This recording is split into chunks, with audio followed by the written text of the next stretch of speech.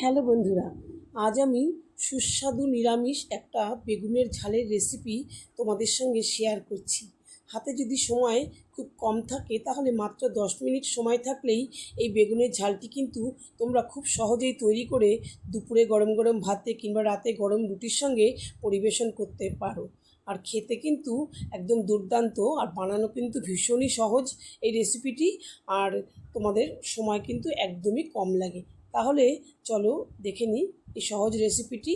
এখানে নিরামিষ বেগুনের ঝাল বানানোর জন্য আমি এখানে দুটো মিডিয়ামে থেকে একটু ছোটো সাইজের বেগুন নিয়েছি। যেহেতু আমি বেগুনটাকে লম্বা করে কেটে লম্বা করে আমি এটাকে কেটে ঝাল বানাবো, তাই খুব বেশি বড় বেগুন হলে এটা অসুবিধা হবে ভাজতে লম্বা করে, তাই আমি একটু ছোটো বেগুনগুলোই নিয়েছি।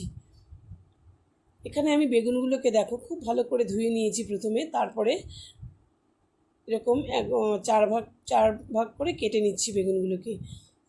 এরকমভাবে কেটে নিলে পরে ভাজতেও সুবিধা হবে, আর মশলাও খুব ভালোভাবে কিন্তু বেগুনের মধ্যে ঢুকে যাবে। আর এমনভাবে ভেজে রান্না করব বন্ধুরা, একটুও কিন্তু খুলে যাবে না বেগুন নরম হয়ে। তোমরা দেখতে থাকো তাহলেই বুঝতে পারবে। এবার আমি বাটির মধ্যে একটা গামলার মধ্যে কিছুটা জল নিয়েছি। জল নিয়ে তার মধ্যে আমি 1 চামচ নুন দিয়ে দেবো বন্ধুরা। কারণ এই নুন দিয়ে যদি বেগুনগুলোকে আমি ভিজিয়ে রাখি তাহলে কিন্তু বেগুনটা কালো হয়ে যাবে না। নইলে দেখো না, মানে বেগুন কাটার পরে কেমন যদি জলে না ভিজিয়ে রাখা হয় বেগুনগুলো কিন্তু কালো হয়ে যায়। তো নুন জলে ভিজিয়ে রাখলে কিন্তু বেগুনের কালার কিন্তু এইরকমই থাকবে, নষ্ট হবে না, সাদাই থাকবে। দেখো জল থেকে কিন্তু আমি 10 মিনিট পরে চেপে তুলে নিয়েছি। এবার আমি একটু নুন আর একটু হলুদ খুব ভালো করে বেগুনের গায়ে মাখিয়ে নেব। নুনটা দিয়ে দিলাম, এবার একটু হলুদ দিয়ে দিচ্ছি।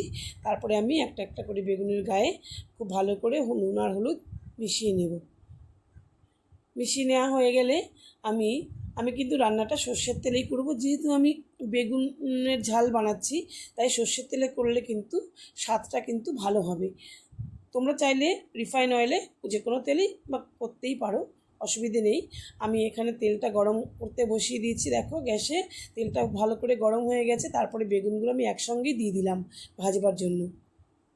কড়াইতে কিন্তু আমি নেড়েচেড়ে বেগুনগুলোকে ভেজে নেব, এমনভাবে ভাজবো যাতে একেবারে গলেও না যায়, আবার একটু সুসিদ্ধ হয় আর কি, সেরকমভাবেই ভেজে নেব।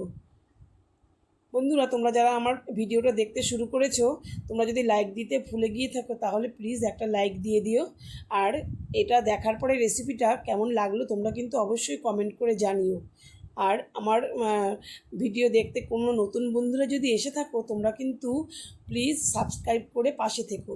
অবশ্যই বেল বাটনটা অন করে রেখো, তাহলে কিন্তু পরবর্তী ভিডিও দিলে নোটিফিকেশান তোমাদের ফোনে চলে যাবে। তোমরা অনায়াসেই ভিডিওটি দেখে নিতে পারবে তোমাদের সময় মতো। দেখো কথা বলতে বলতে বেগুনটা কিন্তু আমার ভাজা হয়ে গেছে। এর থেকে বেশি ভাজবো না আর নরম করব না। মোটামুটি আমার বেগুন নরম হয়ে গেছে, দেখতেই পাচ্ছ। এবার আমি বেগুনগুলোকে তেল থেকে তুলে নেব। তেলটা কিন্তু বন্ধুরা অনেকটাই আছে। এই তেলটা আমি কিছুটা তুলে রাখবো। এখন তো আমি ঝাল বানানোর জন্য শুধু মশলা আমি ফ্রাই করব, তাই আমার এতটা তেল লাগবে না। শুধু বেশি তেলে রান্না করা বন্ধুরা আমি পছন্দও করি না, একটু তেল কমিয়ে দিয়েছি। এরপরে আমি দেখো একটা শুকনো লঙ্কা দিয়ে দিলাম ফোড়নে। তার সঙ্গে আমি দিয়ে দেব হাফ চামচ সাদা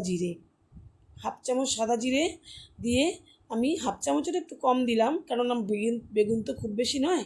আর তার সঙ্গেও দিলাম হাফ চামচের কম সর্ষেটা ফোড়ন দিলে পরে বেগুনে ঝালে খুব একটা মিষ্টি গন্ধ আসে। তার সঙ্গে আমি দিয়ে দিলাম একটা তেজপাতা ছিঁড়ে। তারপরে মিষ্টি গন্ধ আসা পর্যন্ত একদম গ্যাসের আঁচটা কমিয়ে এটাকে ভেজে নিলাম। তারপরে দিয়ে দিলাম 3টে টমেটো, এরকম ছোট্ট করে কুচো করে। এই টমেটোটা কিন্তু বেগুনের ঝালে দিলে কিন্তু টেস্টটা অসাধারণ হয় বন্ধুরা। যেহেতু আমি আজকে নিরামিষ করে বানাচ্ছি তাই দেখো এখানে শুধু আদা আর কাঁচা লঙ্কাটা আমি এখানে দিলাম মশলা হিসাবে। আমি কিন্তু রসুন পেঁয়াজ কিছু ব্যবহার করলাম না। এরপরে দেখো একটু শুকনো মশলা দিচ্ছি, একটু 1 চামচ ধনের গুঁড়ো, হাফ চামচ জিরের গুঁড়ো, একটু দিয়ে দিলাম হলুদ, আর একটুখানি দেবো হাফ চামচ কাশ্মীরি লঙ্কার গুঁড়ো একটু কালারের জন্য। আমি লাল লঙ্কার গুঁড়ো খুব একটা খাই না বন্ধুরা, তোমরা চাইলে কিন্তু তোমরা ব্যবহার করতেই পারো এখানে। আর আমি দিয়ে দিলাম পরিমাণ মতো নুন। আর ঝালের জন্য তো আমি কাঁচা লঙ্কাটা দিয়েইছি বন্ধুরা। কাঁচা লঙ্কাটা যদি এখানে কুচিয়ে দেওয়া যায় তাহলে কিন্তু তার মানে গন্ধটা খুব ভালো ওঠে। তোমরা বেটেও দিতে পারো, অসুবিধে নেই। খুব ভালো করে দেখো তেল ওঠা পর্যন্ত, বেরিয়ে আসা পর্যন্ত আমি মশলাটাকে ভেজে নিয়েছি। এরপরে কিন্তু এখনও মশলা দেওয়া শেষ হয়নি। দিয়ে দিলাম একটু গরম মশলার গুঁড়ো, আর দেবো একটু চিনি আর একটু মিষ্টিটা ব্যালেন্সের জন্য। এরপরে দেখো আমি দিচ্ছি 2 চামচ বেসন। হ্যাঁ বন্ধুরা, এই বেসনটা দেওয়ার জন্য কিন্তু একদম এই নিরামিষ বেগুনের ঝালের রেসিপিটা দুর্দান্ত লাগবে খেতে।